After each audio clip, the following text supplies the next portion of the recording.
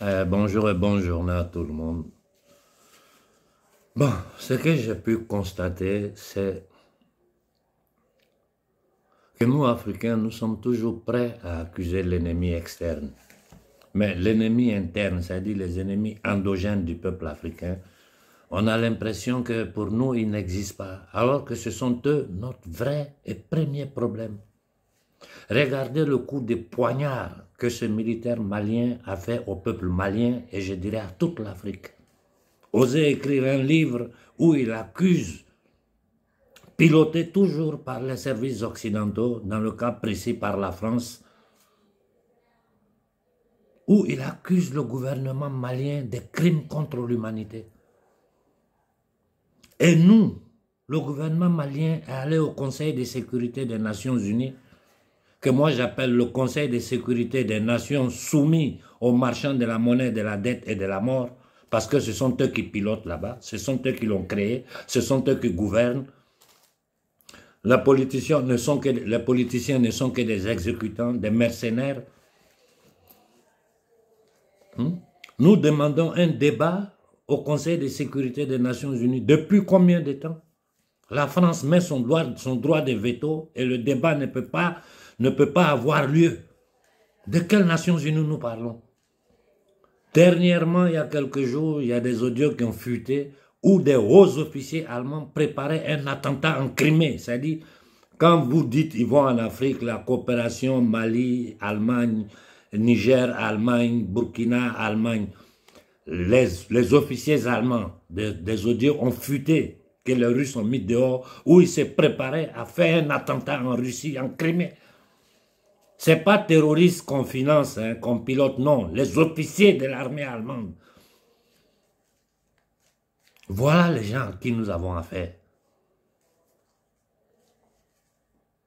L'Allemagne nazie, les officiers allemands préparaient un attentat en Crimée. Et puis ils parlent comme des enfants, ils ne se rendent même pas compte qu'ils peuvent être interceptés. Macron qui est là dans cette déclaration schizophrénique, aujourd'hui il dit ceci, demain il dit son contraire. Ils sont en train de tenter de traîner l'Europe dans un conflit que nous ne savons pas comment ça va finir.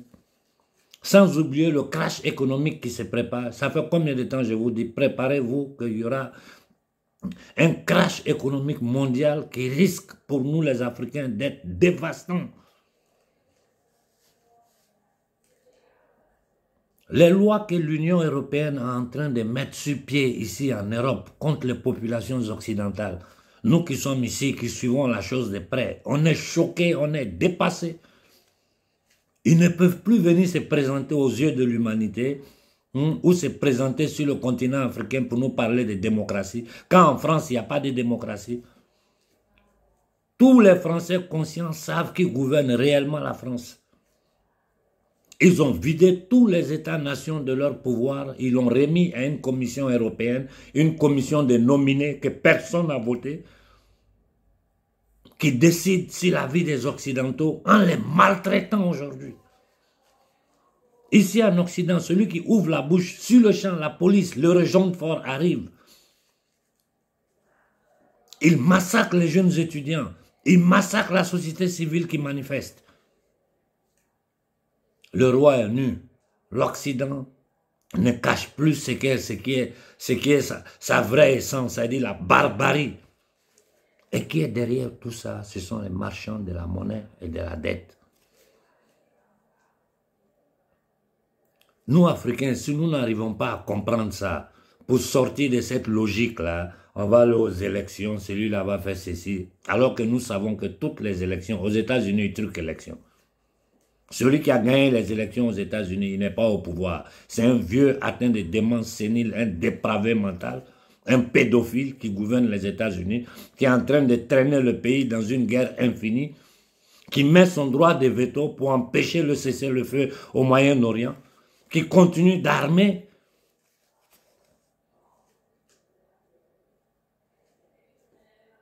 Nous devons lire le monde dans sa réalité. C'est la seule façon pour nous de nous en sortir.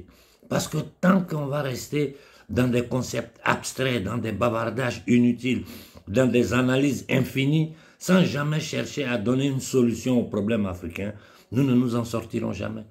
Parce que nous avons affaire à des bandits internationaux. Des gens comme Sarkozy. Vous pensez que ces gens-là peuvent être considérés comme des chefs d'État? Ce ne sont que des mercenaires. Ce mec a vendu plus de 600 tonnes de l'or de la France aux États-Unis.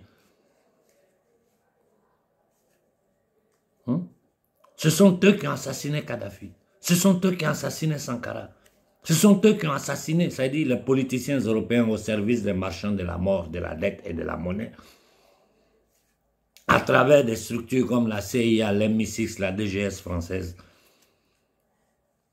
Commettent des crimes partout dans le monde. Et ces mêmes retournent se présenter au peuple du monde. Je ne dis pas seulement nous les Africains, au peuple du monde, au nom des droits de l'homme, au nom de la démocratie. Et nous, nous sommes là, nous les regardons.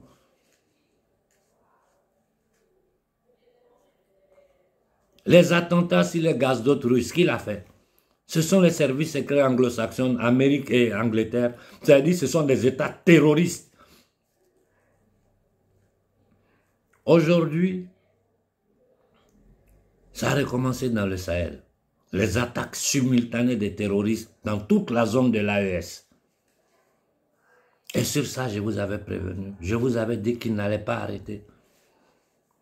Pourquoi tout ceci? Pour empêcher les pays de l'AES de sortir du franc CFA. Un franc nazi. Un franc qui tient notre peuple dans l'esclavage économique, c'est-à-dire l'esclavage moderne. Avant là, l'esclave noir des siècles derniers, le patron avait le devoir, l'obligation de donner à manger à son animal noir pour qu'il puisse travailler dans ses champs. Mais aujourd'hui, là, dans l'esclavage moderne, là, non seulement il n'a plus aucun devoir vers son esclave, l'animal noir, il te pille et puis tu dois te débrouiller pour manger. C'est dans ça que nous sommes. Quelle est la solution pour l'Afrique? Quelle est la solution pour l'Afrique? Quand tu regardes au Tchad ce qui se passe, tu vois tout ce beau monde-là qui saute les coalitions à droite, à gauche, on va aller aux élections. Mais tu leur poses une question simple. Quel est votre programme électoral? Personne n'ose ouvrir la bouche. Parce qu'ils savent que tout ce qu'ils vont dire, les Africains vont dire, mais vous vous foutez de notre gueule. Donc ils tournent autour du pot, ils divertissent le peuple tchadien dans des discours abstraits. Je répète, le programme de l'Afrique, là, tous les Africains le savent. L'autodétermination du peuple africain. Ce que les globalistes ne veulent pas. Ils ne veulent pas l'autodétermination d'aucun peuple. L'indépendance énergétique, l'indépendance alimentaire, la libération totale de l'Afrique de toutes les armées d'occupation, l'indépendance politique et culturelle. Nous sommes Africains, nous devons vivre comme des Africains. L'entente et l'harmonie entre les peuples, ça ne signifie pas détruire la culture de tous les peuples pour imposer une culture dépravée que ces mondialistes veulent faire. Je vous ai dit, la beauté de l'humanité, c'est notre diversité. De quoi nous parlons? Quand je m'adresse aux Africains, je suis obligé au même moment de m'adresser aux Occidentaux, à toute l'humanité. Parce que nous sommes tous dans le même bateau. Je vous prends un exemple simple. Ces 3 dernières années sous la pandémie,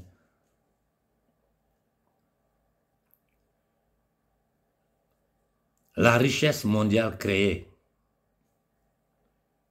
ces 3 dernières années, la richesse mondiale créée, c'est-à-dire le travail de toute l'humanité, la richesse que ça a créée, plus de 60% sont allés à 1% de la population. C'est-à-dire plus de 60% de la richesse mondiale créée pendant ces dernières années sont partis à 1% de la population mondiale. C'est-à-dire nous sommes 8 milliards. 8 milliards d'êtres humains qui travaillent et plus de la moitié, plus de 60% sont allés à 1% de la population mondiale. Qui sont ces 1%-là? Et nous savons que dans le monde, plus de 800 millions d'êtres humains vivent n'arrivent pas à manger chaque jour, vivent dans la faim, dans la misère. Plus de 800 millions d'êtres humains n'ont pas à manger. Et cependant, les gouvernements occidentaux parlent de réarmer l'Occident. Essayez de faire un peu de calcul dans votre tête. Ces 2 dernières années, tout ce que l'Occident a investi dans l'armement, combien de centaines de milliards ils ont mis dans l'armement, pendant que des êtres humains n'ont pas à manger, pendant que des êtres humains n'ont pas à se soigner, pendant que des êtres humains n'ont pas où dormir.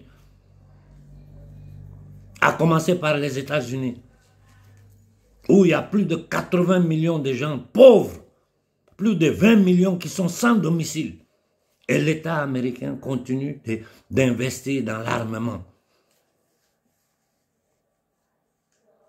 Ce sont des petites choses qui doivent nous donner à réfléchir. On n'a pas besoin d'être Einstein ou je ne sais quel intellectuel qui sort de quelles grandes écoles pour comprendre des choses aussi basilaires.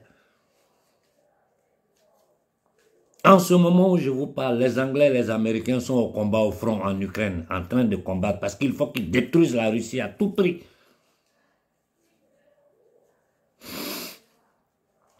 J'ai déjà fait 10 minutes, je vais essayer d'être plus court.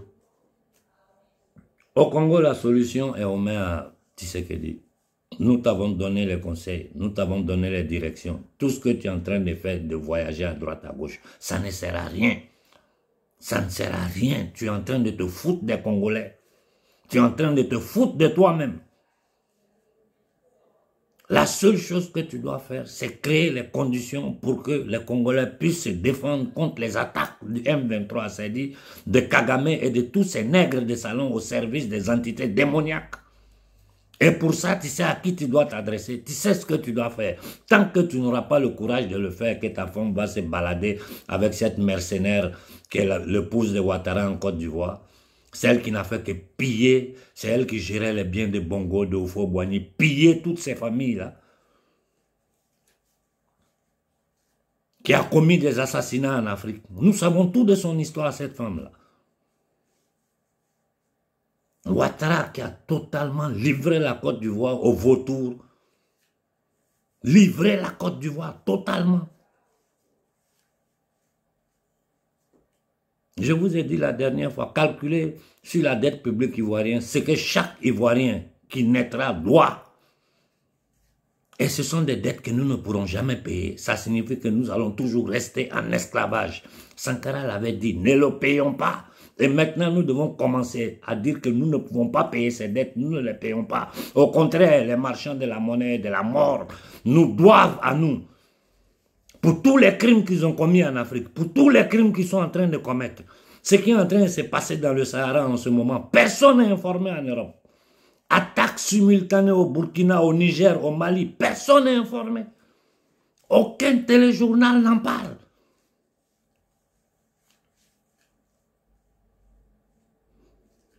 Ce qui se passe en Palestine sous nos yeux.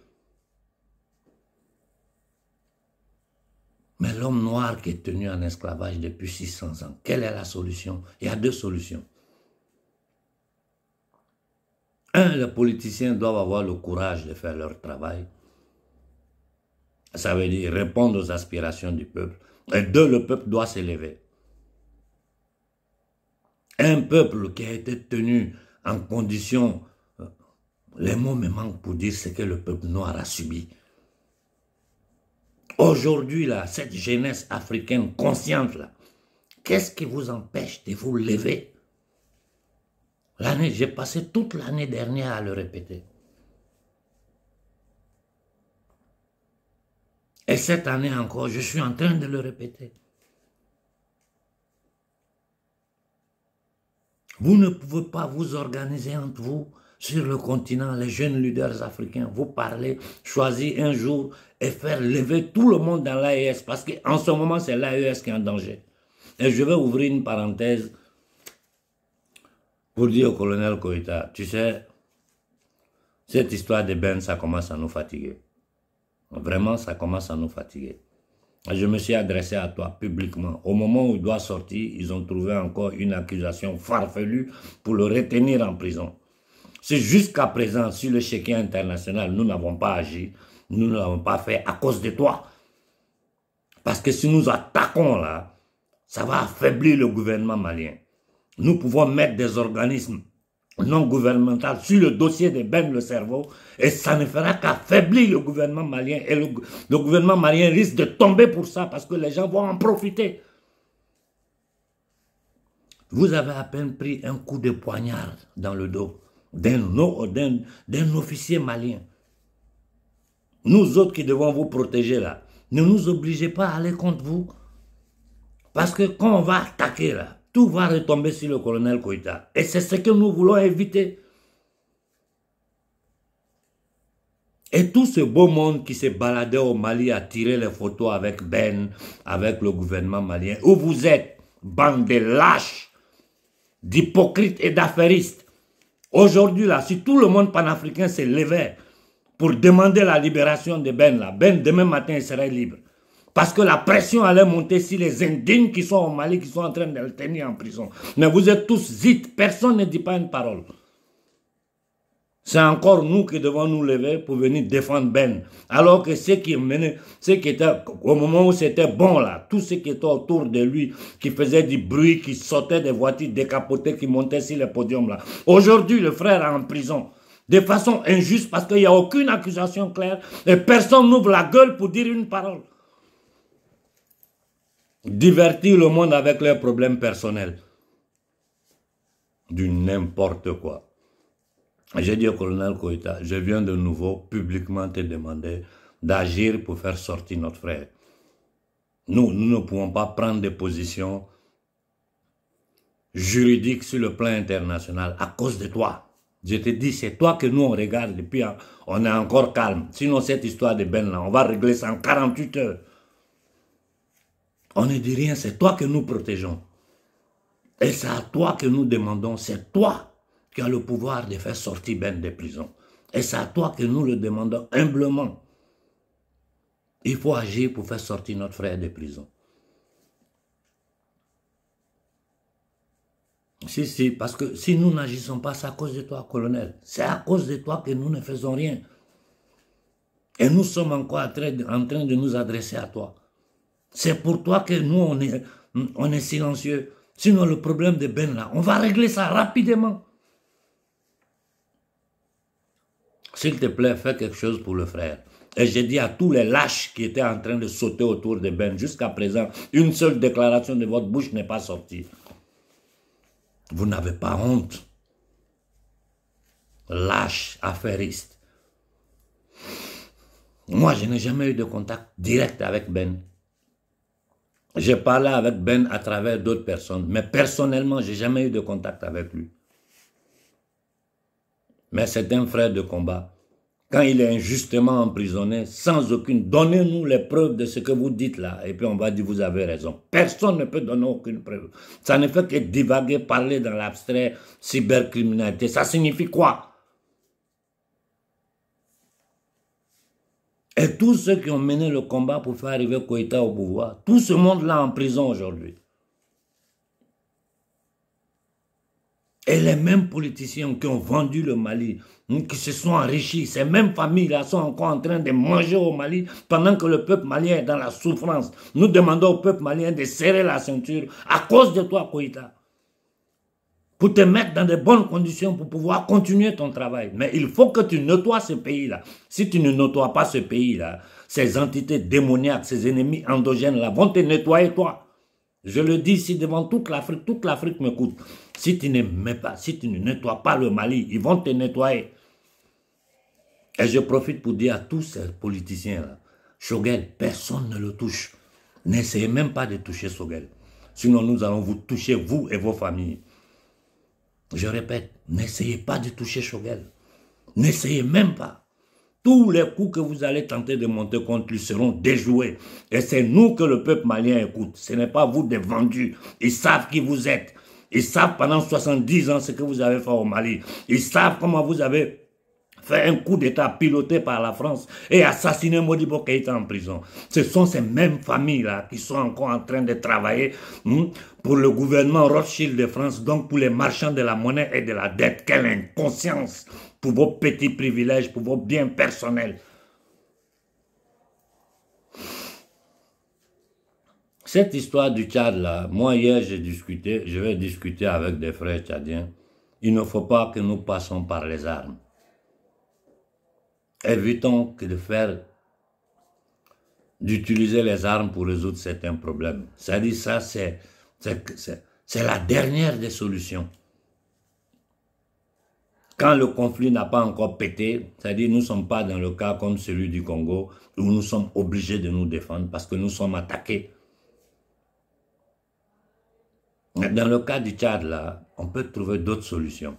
J'ai dit simplement à Nasra et à Déby, vous pouvez tourner autour du pot. Nous vous posons une question. Quel est votre programme électoral? Si vous n'avez pas de programme, moi je vais vous donner le programme électoral du Tchad. La sortie du franc CFA, le départ de toutes les bases militaires étrangères du Tchad. Une monnaie tchadienne. Si ça peut se faire dans toute l'Afrique centrale, c'est bien. Sinon, en attendant que le Tchad sorte de ce franc CFA, parce que tant que le franc CFA existe, nous serons dans la misère.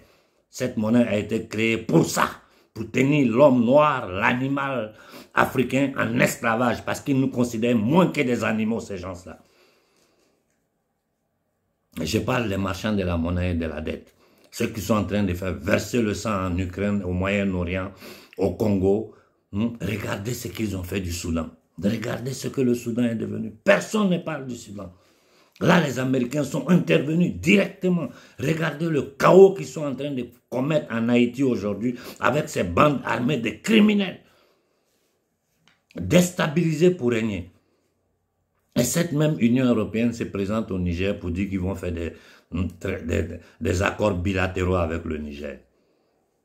C'est de la foutaise. C'est de la foutaise.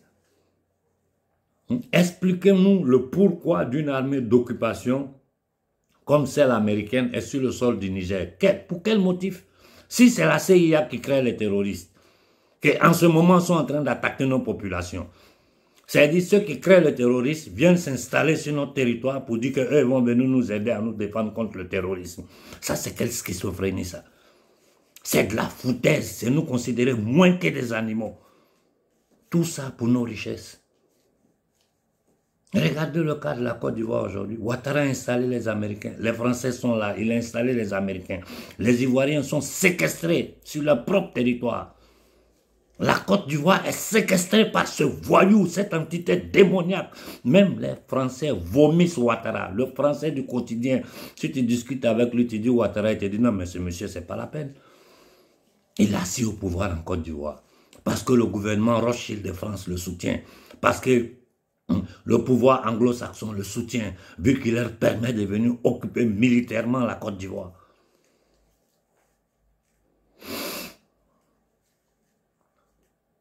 Il y a une solution qui nous reste. Je le répète, jusqu'à la nausée. Organisons-nous pour nous lever. Ce n'est pas nous de l'extérieur qui allons décider quand et comment vous devez vous lever.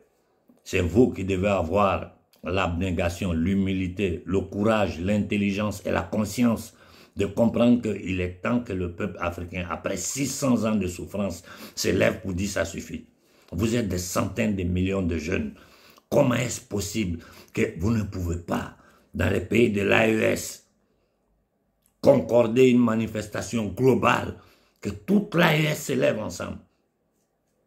En une journée, tous les Noirs de l'AES font sentir leur voix. Ça va aider même nos frères du Congo. Et à nos frères du Congo, je vous ai dit, il est temps d'aller vous adresser directement aux ambassades de ces gouvernements Rothschild d'Occident, c'est-à-dire la France, l'Angleterre et les États-Unis. Je vous ai dit, je veux des millions de Congolais devant ces institutions-là. Je veux des millions de Congolais. Vous allez même aider Tshisekedi dans son tâtonnement à prendre des directions. Ce n'est pas facile pour nos dirigeants. Hein. Moi, je les attaque, mais je sais ce qu'ils subissent. Je sais les risques que Tshisekedi court. Ce n'est pas que je ne suis pas conscient. Je sais qu'ils vont tenter de le tuer à la première occasion. Mais quand tu décides de te mettre à la tête d'un peuple, tu dois être prêt à mourir pour ce peuple. Sankara l'a fait. Modibo Keïta l'a fait. Sékou Touré, toute sa vie, il a résisté, malgré tout ce qu'il a subi. Olympus l'a fait, Lumumba l'a fait. Quand on décide d'arriver à la présidence de la République pour guider son pays, son peuple, on doit être prêt à tout. Tu dois prendre les dispositions pour te protéger. On ne sait pas. Si ce qui peut arriver. Mais si ça arrive, au moins, là, tout le monde sait que tu as mené le combat pour ton peuple et que tu es tombé au front. Et j'ai dit aux Congolais, si vous voulez aider Tshisekedi, levez-vous devant ces ambassades-là. N'écoutez pas toutes les balivernes que les gens vous racontent. Ils ont peur d'une seule chose, c'est être exposé aux yeux de toute l'humanité. Imaginez-vous des millions de Congolais qui encerclent ces ambassades-là. Comment ils vont faire pour mentir? Comment ils vont faire pour mentir? Et je vous dis, il faut que le peuple du Niger le sache. Le gouvernement du Niger a peur. Ils ont peur des Américains. En dehors des traites qu'il y a à l'intérieur du Niger, ceux même qui veulent faire quelque chose là, ils ont peur parce que ces gens-là sont des barbares. Il y a un militaire américain qui s'est donné le feu il y a quelques jours de cela. Tellement il en a eu marre des crimes que l'armée au service des Rothschild, des Rockefeller, des Morgan, de la maudite famille d'Angleterre, d'Hollande, de Belgique, c'est-à-dire ces satanistes, ces entités démoniaques, des démons dans un corps humain, sont en train de commettre partout dans le monde. J'ai fait 26 minutes, je vais m'arrêter. J'ai dit au colonel Koïta, ce matin j'ai discuté avec Donald, et je vais continuer à discuter avec nos frères de la diaspora. Il faut prendre des dispositions pour libérer notre frère Ben. Si cela n'est pas fait, je demande que vous nous donnez publiquement les preuves des accusations qu'il y a contre lui. On ne peut pas tenir quelqu'un en prison avec des accusations abstraites. Et tous ceux qui sont au Mali en train de travailler là, contre le gouvernement malien, les imams d'Iko là, je cite même pas les noms, c'est pas la peine. Tout ce beau monde-là, ce combat que nous menons là, est plus grand que nous. Dans ce combat-là, il y a Dieu dedans. Et vous allez tous périr. Vous serez tous maudits, vous et votre descendance, qui travaillez pour continuer à tenir le peuple africain dans la misère, dans l'esclavage. Et vous vous appelez religieux, vous vous faites appeler intellectuel. La violence du gouvernement togolais.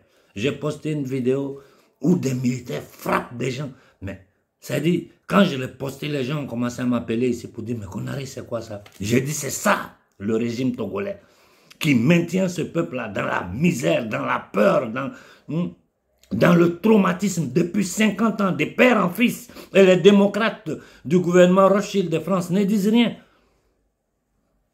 Parce que ces nègres de salon-là travaillent pour eux. Le minable du Bénin de Talon, vous appelez ça président?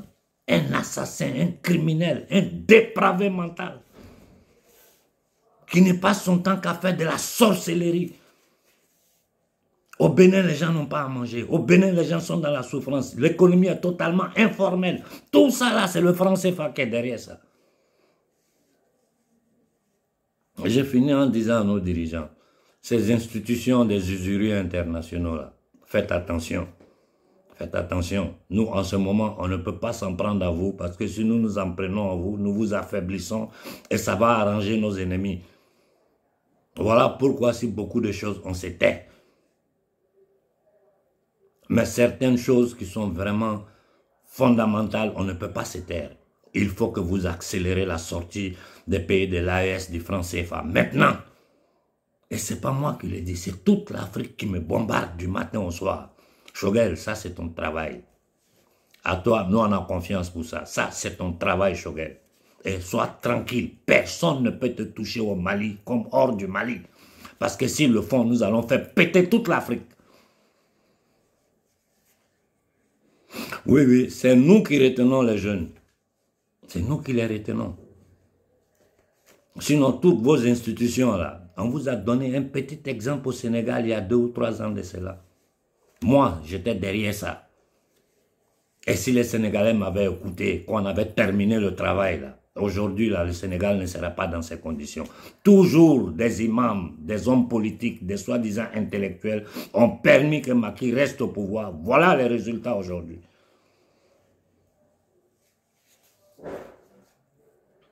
Et je le dis, je le répète, le problème, la solution du Sénégal, c'est Sonko.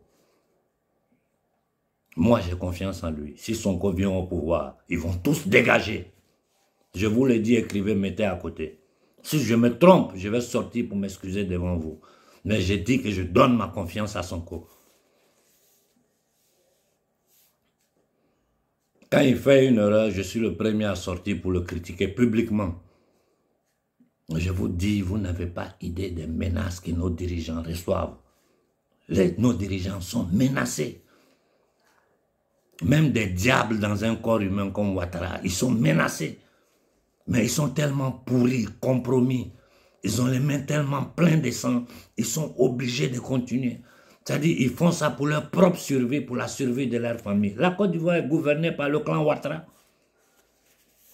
Endetter le pays. Foutre les Ivoiriens dans le désarroi total. Ouattara a arrivé sur des chars français. Tous ceux qui l'ont aidé à arriver au pouvoir, manipulant l'opinion publique ivoirienne, ils sont tous en prison. Ou bien ils ont dû fuir le pays.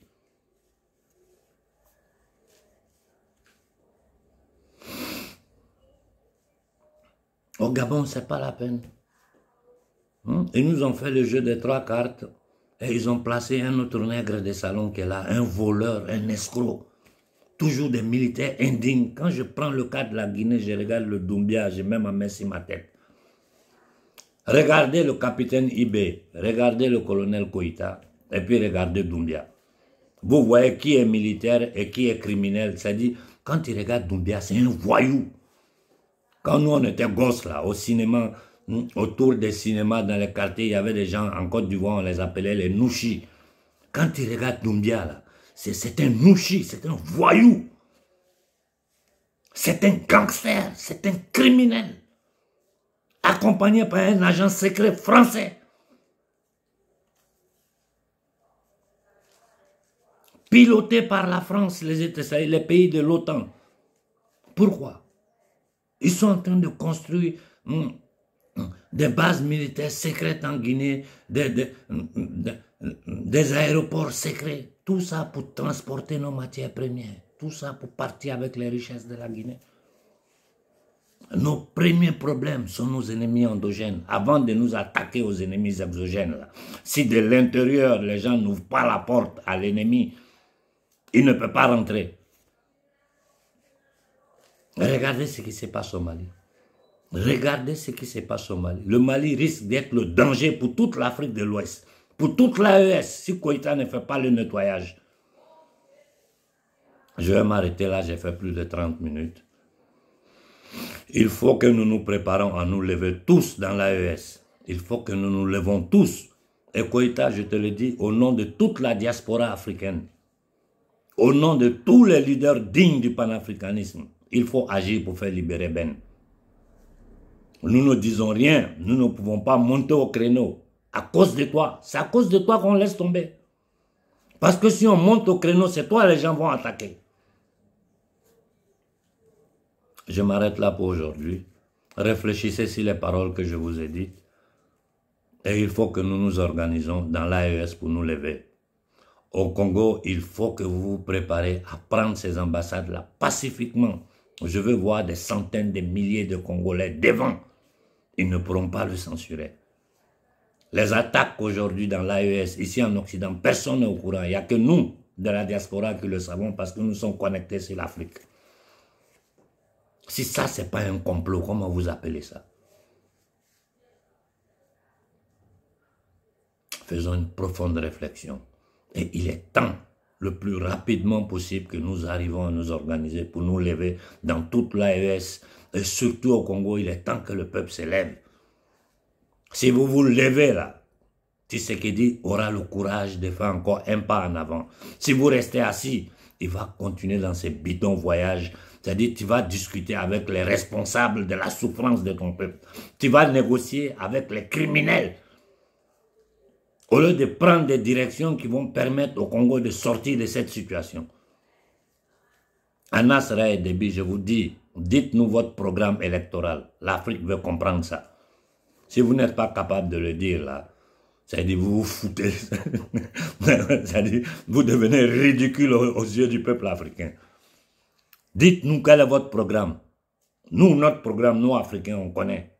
Et toute l'Afrique le sait. Dites-nous, vous, là, quel est votre programme et vous voulez être président au Tchad. Bonne journée à tout le monde.